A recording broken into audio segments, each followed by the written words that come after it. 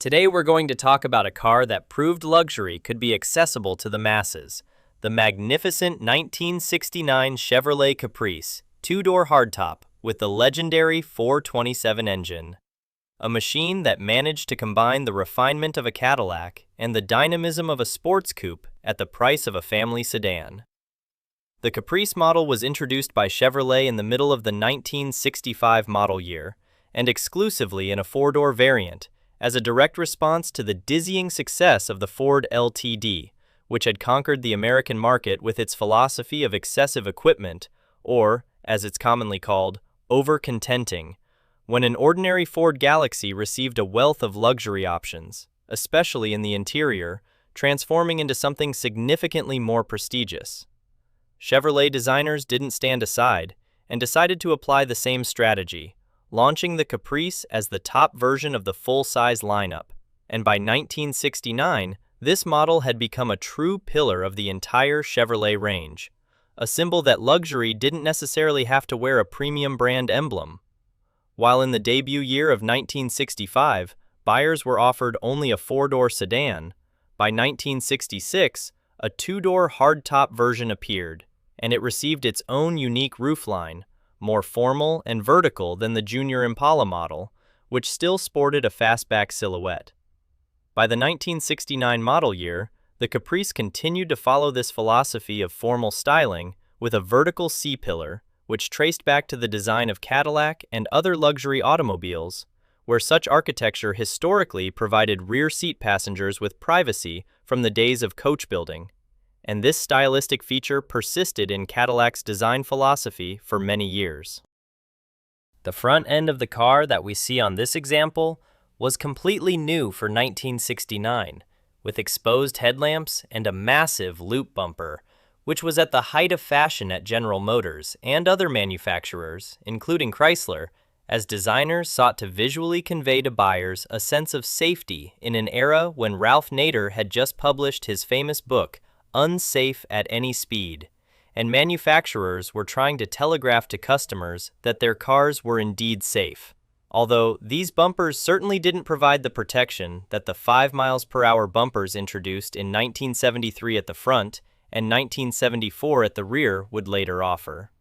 The front end had a W-shaped design, which was extremely popular at the time, and meant that when viewed from above, it resembled the letter W, while hidden wipers, characteristic of General Motors vehicles of that period, gave the car a clean and uncluttered appearance, although they generated mixed feelings among owners from cold climate zones, where snow tended to pack into this area, requiring constant clearing.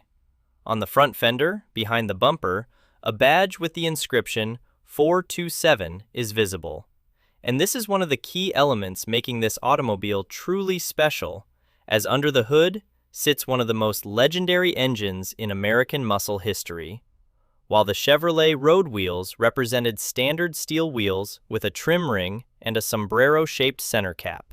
the wheel arches had an oval circular shape unique to Chevrolet, as well as slight bulges where the body slightly protruded outward from the wheel, especially noticeable on the rear wheel, and this feature continued on the Caprice into the 1970 model year as well.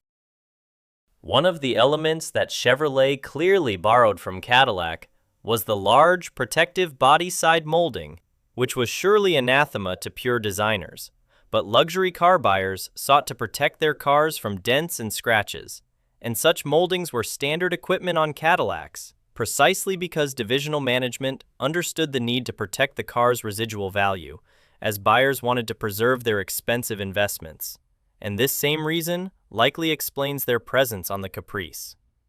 The side profile of the car demonstrates all those elements we've discussed, including the formal vertical C-pillar and even the daylight opening with an elegant line outlining the rear quarter window, emphasizing the overall verticality of the sail panel, while the side marker lights, mandatory since the 1968 model year, are especially visible at the rear.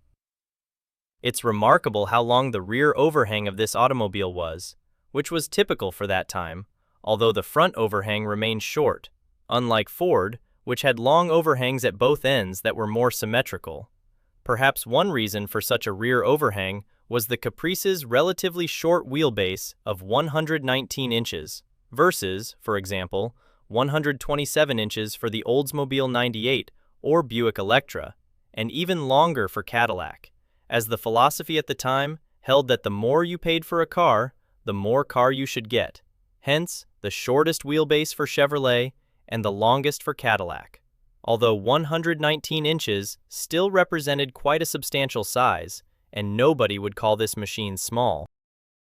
An interesting detail of the Caprice's styling is the symmetry with relatively flat fenders and quarters, but with a characteristic lead-in, where the rear quarter has an approximately 45-degree angle descending to the bumper, and the leading edge of the fender has the same lead-in, which was a typical GM trait as opposed to Ford, which usually kept these elements completely flat to the very edge of the body, with the possible exception of the Lincoln Mark V, which slightly used this technique at the rear. The rear of the car demonstrates the theme of three taillights and a W-shaped design similar to the front, with that same lead-in where the quarter panel descends to the bumper at an angle, and the three taillight theme began on the Impala in 1958 and continued for Chevrolet for many years, well into the 1990s.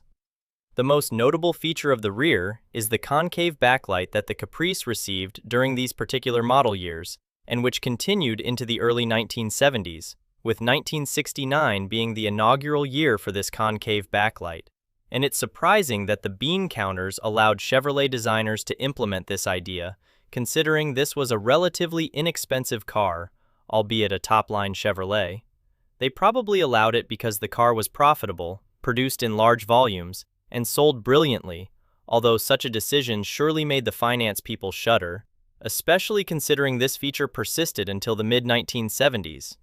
Interestingly, many curved rear windows, although most were convex rather than concave, had a hot wire bend in the middle, but this Caprice had no such bend, and for some reason, Chevrolet continued to use these unusual rear windows for several years, even on subsequent generations. The car's interior represents a true celebration of luxury. As the Caprice began as a trim package, a more luxurious version of the Impala with a refined interior, and this luxury continued and intensified. The Caprice had faux wood everywhere, on the steering wheel, on the instrument panel, on the center console, on the door panels, and although it was imitation, it looked rich and wasn't cheap to produce. Plus, there were quite expensive and intricate door panels and seats, and the overall materials and build quality of the Caprice were truly excellent. I have to admit, if I were a buyer in 1969 and had money even for a more expensive car, I probably would have chosen exactly the Caprice with a 427 engine like this example, because it's a stunning-looking machine. They drive great, are quiet, smooth, and I really would have liked the shorter wheelbase and length. And it's very hard to say that I would have wanted to spend more on anything else, because these cars were truly fantastic, especially the 1965 to 1970 generation. Looking at the bucket seats, it becomes clear that this car is rare in several respects. A magnificent condition Caprice coupe of this era with a 427 under the hood, bucket seats with a center console, wow, and in an excellent color combination of red with a black top and black interior, this car is simply stunning. And even the stitch pattern on the seats is complex and intricate, something you wouldn't necessarily find in lower-class cars. So Chevrolet did an absolutely fantastic job with the Caprice, and it's no wonder why it was such a successful seller. The instrument panel of the 1969 Caprice was completely redesigned, with a return to the horizontal sweep speedometer that provided excellent visibility and a more modern appearance, replacing the previous vertical speedometer design. And this horizontal orientation became a hallmark of Chevrolet's full-size cars for years to come, offering drivers a clear and unobstructed view of their speed with a large, easy-to-read dial that swept gracefully across the dashboard. An optional custom instrument cluster was available that featured a narrow speedometer within its opening, flanked by engine-turned aluminum bezels, housing individual gauges in place of warning lamps, including oil pressure, ammeter, temperature, and fuel gauges that provided the driver with precise information about the vehicle's vital functions. And this upgrade gave the Caprice an even more upscale appearance that rivaled luxury cars costing thousands more, while the fuel gauge was relocated to its new position, directly adjacent to the speedometer for better ergonomics and driver convenience. The center of the dashboard housed the optional AM/FM radio, which in 1969 was still considered a premium feature, and Chevrolet offered several radio options, including a push-button AM radio as standard, an AM/FM stereo radio for music enthusiasts, and even a rare AM/FM stereo with an 8-track tape player for those who wanted the ultimate in mobile entertainment, all housed in chrome bezels that matched the instrument cluster and complemented the faux wood trim throughout the interior. The entire instrument panel was a masterpiece of design, featuring a padded upper section for safety that met the new federal standards, while the lower section incorporated the climate control system with its distinctive rotary dials for temperature, fan speed, and air distribution, and the optional factory air conditioning system was controlled through elegant chrome toggles and levers that operated with satisfying mechanical precision, all integrated seamlessly into the dashboard's flowing design that emphasized width and luxury. The rear seat of the Caprice was equally impressive, offering genuine 6-passenger seating capacity with generous legroom and headroom thanks to that formal roofline and the 119-inch wheelbase, and the rear bench seat featured the same quality upholstery as the front, with available options including luxurious cloth, durable vinyl, or even optional leather on the most expensive trim levels, while the rear passengers enjoyed their own ashtrays, armrests, and ample space to stretch out, making long-distance travel comfortable for the entire family, which was essential in an era when cross-country road trips were the primary means of family vacation travel. Under the hood sits one of the elements making this Caprice especially special, namely the 427 cubic inch big block Chevrolet V8, and this was the last year for the 427 before it would be enlarged to 454 cubic inches for the 1970 model year, and 1970 became the last year for the premium fuel 454 cubic inch engine before all General Motors engines in 1971 became capable of running on regular unleaded gasoline. This was the 335 horsepower variant, which can be determined by the small diameter air snorkel, but there also was the top dog 427 engine, producing 390 gross horsepower, which would have been incredibly cool under the hood. And in the Caprice, you could get an entire lineup of V8s, starting with a standard 327 cubic inch V8, producing 235 horsepower. Then came a pair of 350 cubic inch V8s, producing between 255 and 300 horsepower, with the top 350 cubic inch being a 4-barrel premium fuel engine producing 300 horsepower. Then, interestingly, there was a strange regular fuel big block 396 cubic inches with a 2-barrel carburetor producing 265 horsepower and having a compression ratio of 9:1. A lower compression ratio. Chevrolet was sort of trying to create an engine that had big block torque but used regular fuel, and it was quite strange, as it produced significantly less power than the 350 cubic inch. Interestingly, Car and Track and Bud Lindemann of that time, if you look at Car and Track for 1969, Caprice, or Impala, he tested, said that this 396 cubic inch couldn't punch its way through a wet Kleenex, which was quite a great analogy. Nevertheless, you could get the premium fuel 427 cubic inch engines like this one under the hood, and they definitely gave these cars very strong dynamics. And I must say, although I've never driven a 1969 Caprice with a 427, I've driven cars with 350 cubic inch engines, and boy, the 350 cubic inch is just a delightful engine in the car, especially the 300 horsepower 350 cubic inch. It's peppy, lively, quiet, smooth. I have a 1970 Caprice with a 454 under the hood, And it's all the same adjectives: peppy, smooth, quiet. These Chevrolet big blocks of that era and the big blocks from General Motors were absolutely fantastic. And of course, under the hood, you can see the large Frigid Air A6 air conditioning compressor that was ubiquitous under the hood of General Motors cars of that era with air conditioning. Nothing could freeze you out better than General Motors air conditioning at that time, to such an extent that Ford later procured it from General Motors for use on a number of its cars. GM had the best air conditioning, definitely better than Ford's. Chrysler AirTemp was also pretty darn good, but Ford really lagged during this era in terms of its air conditioning system.